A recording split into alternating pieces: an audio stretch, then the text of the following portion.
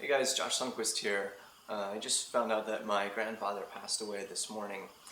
It wasn't unexpected. He had been in declining health for some time. But I wanted to share something with you. A few weeks ago I got to see him, and I also wrote him a letter. And I wanted to share that letter with you all sort of as an honor to his life and tribute to him and in his memory.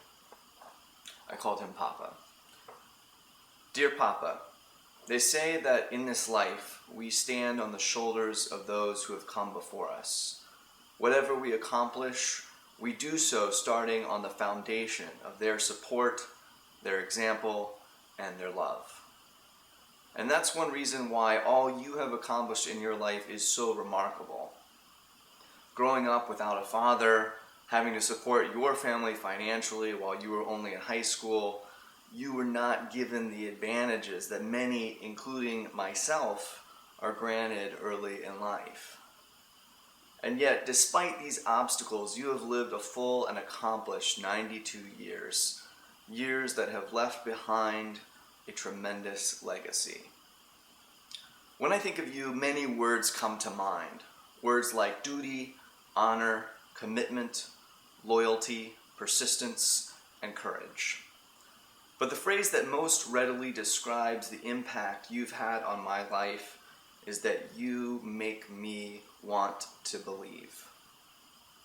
Spending my childhood in a home where the walls were decorated with the bodybuilding photos you took as a young man made me want to believe that I too could grow up to be physically strong. In fact, I remember when as a child you gave me my very first dumbbell and taught me how to do bicep curls. Your example is what ultimately inspired the transformation I made years later when I won the Body for Life contest. One of the stories I most often tell people about you is when you, as a young man, wanted to teach yourself self-discipline, and you did so by taking your shirt off, pouring honey on your chest, and attempting to hold still for long periods of time while flies and insects crawled on you. Stories like these made me want to believe that my will is stronger than my fleeting emotions, that I have the power to do one more thing one more time, even when it seems like my strength and resolve feel inadequate.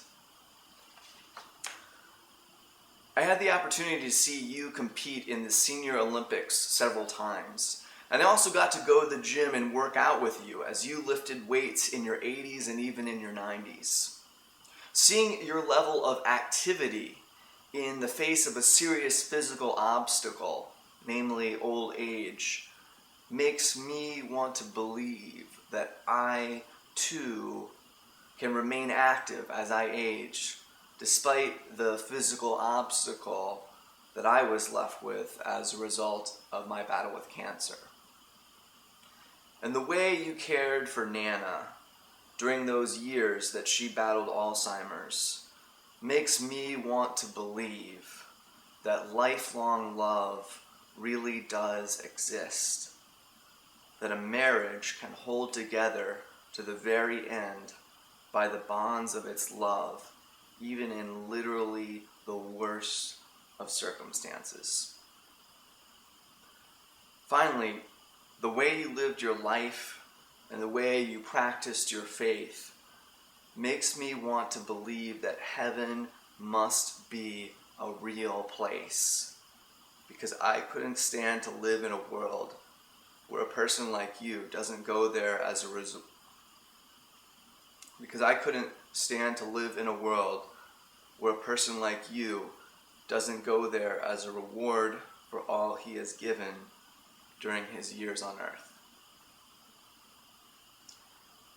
If we do indeed stand on the shoulders of those who have gone before us, then I was given the very highest set of shoulders from which to begin my ascent.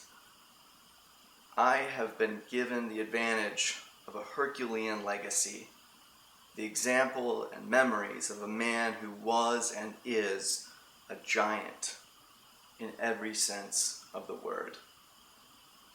Your loving grandson, Josh.